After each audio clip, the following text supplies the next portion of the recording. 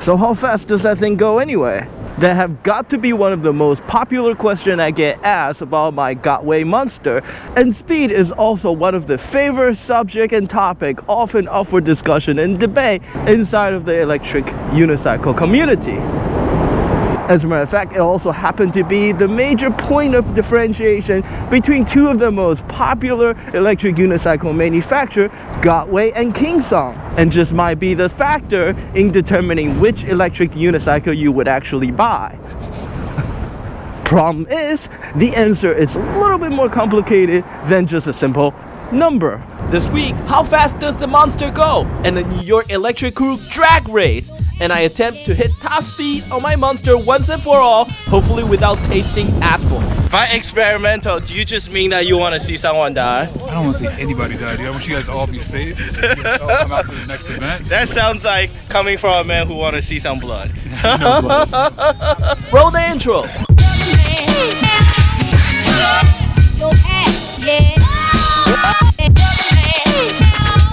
As always, if you enjoyed this video, please like and subscribe and hit that bell icon to be notified of new releases. For the rest of your life.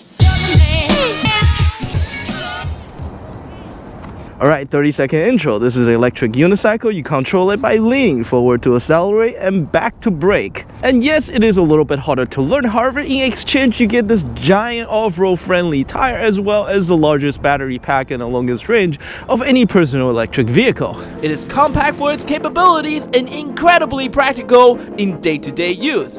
But practicality is never why we do things. No.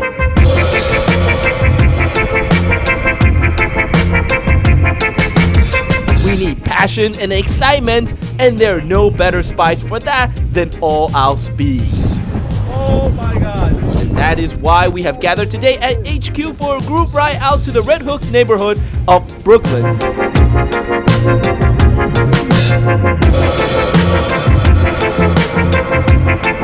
For the very first electric unicycle drag race ever organized, we'll see who and what wheel will prevail in the end and claim the title as New York's fastest E-rider.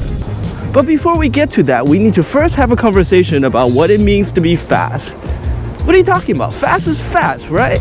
Wrong. As a self-proclaimed connoisseur of all things extreme sports, I have to say that there's actually quite a bit more complexity to that question than a simple number.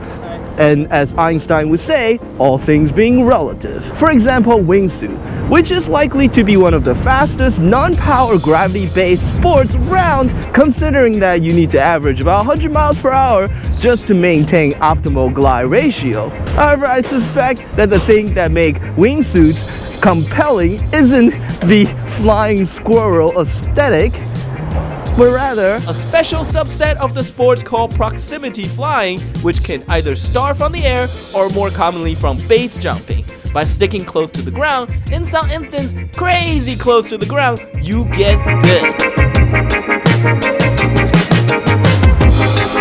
Now I'm gonna tell you why 100 miles per hour is both crazy fast as well as not very fast at all.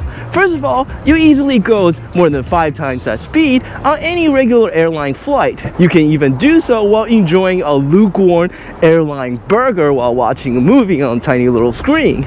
The difference, of course, being that when you're on a plane, you're within the safe confine of a plane cabin while miles away from anything else, and Mr. Wingsuit, on the other hand, is only a few arm lengths from what is essentially instant death. This is the same reason why electric unicycle is both very fast and not very fast at all. The fastest wheel on the market, the Gotway MSX, is capable of top speed of around 40 miles per hour, which varies depending on rider weight, terrain, and even wind speed. Now you can hit 40 miles per hour pretty easily even on a 125cc moped. The difference being that of course we're riding an inherently unstable unicycle with nothing than a single tire and a wee bit of plastic between us and the hard asphalt pavement. But that inherent instability combined with the intuitive control translate to supreme maneuverability and an absolute sense of motion control unlike anything else you would ever experience.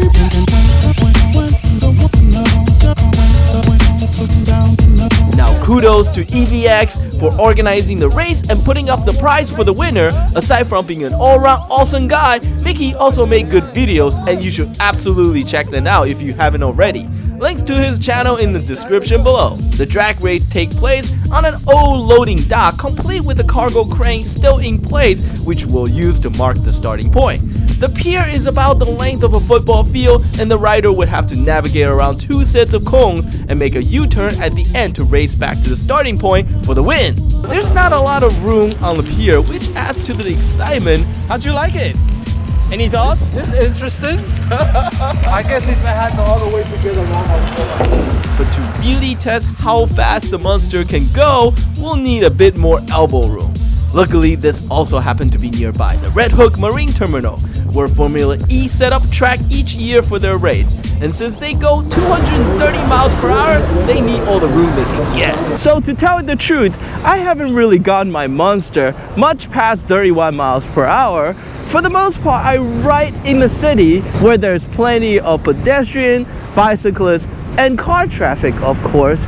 Not to mention that as much as I enjoy riding my Gotway Monster, this thing takes a little bit of a distance and some real effort to get some speed going. And that is why we are here today at the Brooklyn Ferry Terminal, where there's nothing but room. So the setup is pretty simple. I have my wheel lock set at 35 miles per hour to vibrate, and I'm gonna go until I feel that vibration, and I'll up that to 40 miles per hour if I don't crash and kill myself. So let's see how it goes. And like I said, I have no issue with speed itself, since I had gone much faster than this even on my little Vespa. However, considering that this is a unicycle after all, things are a little bit different. The condition was unfortunately not optimal, as it was super windy out. At least it was at my back, so if anything it helps with getting up to speed. But acceleration wasn't the issue, since I had more than enough room. Stability was what I really needed. I thought I was going to hit 35 no problem, but after 5 tries... Alright, I couldn't do it. Let me tell you, it's a scary experience to be going that fast. So I think the axle might be getting a little bit loose again, because at about 35 miles an hour, if I were to hit a little bump, the wheels start to oscillate back and forth rapidly, and at that speed it is freaking scary as hell. 35 feels insanely fast. Like even out here where there's nothing that would possibly get in your way, I just don't see myself ever utilizing this sort of speed for any sustained period of time, because this wheel, just a single one, just doesn't have the geometry nor the stability at speed to make sure that, you know, everything is okay if you hit a bump or something. I know there's riders here that does this pretty regularly. Shout out to VT, you crazy guy. But I couldn't do it. So I had to admit defeat, at least for now. Hopefully I can figure out what was causing the issue, but let's get back to the drag race. As usual, there are a bit of friendly banter. Nobody could beat me in Smash. Nobody. Inherently unstable, it takes real skill to push an electric unicycle. Your acceleration is technically limited by how far you can lean forward without losing your balance, but there are ways to push beyond that limitations. By carving hard while riding and pushing the wheel out and diagonally back as you enter the apex of the turn, and then quickly transition to pressing the wheel diagonally forward and inward past the apex, like kicking on a downward stroke, while on a swing you can squeeze more acceleration out of a wheel. We did 4 rounds before we were unceremonially tossed by IKEA employee for reckless behavior on company grounds. They weren't even willing to accept our excuse that we were conducting a high-speed meatball taste test. Luckily, the empty warehouse district nearby had just the right road for us to complete our race.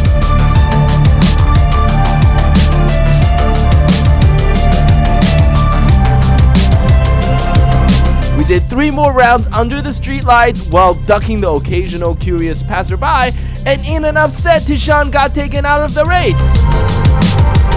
Given the slower acceleration and greater weight, the monster was likely handicapped. The U-turn at the end was especially difficult to pull off. And then it was time for the final round. Vinny, the Broadway Bomb winner, versus Alan. They were neck to neck on the approach, and Vinny was able to reach deep and edge out Alan in the U-turn despite him being 50 pounds heavier. But right at the second curve, Alan surged ahead and took inside corner and sped away to take the win.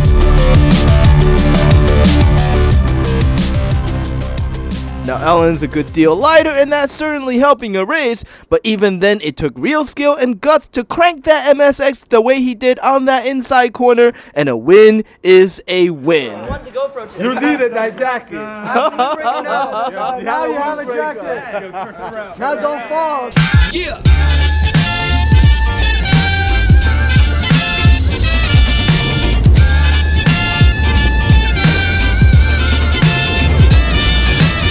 Look at the time. I wasted another 10 minutes of your life, and I hope you enjoyed it. I'm singing this song. I see I was wrong to tame you down. I was the clown. Let me know what you think in the comment section below. And as always, please like and subscribe to the channel and help spread the word by letting your friends hook on uni. Until the next video, thank you.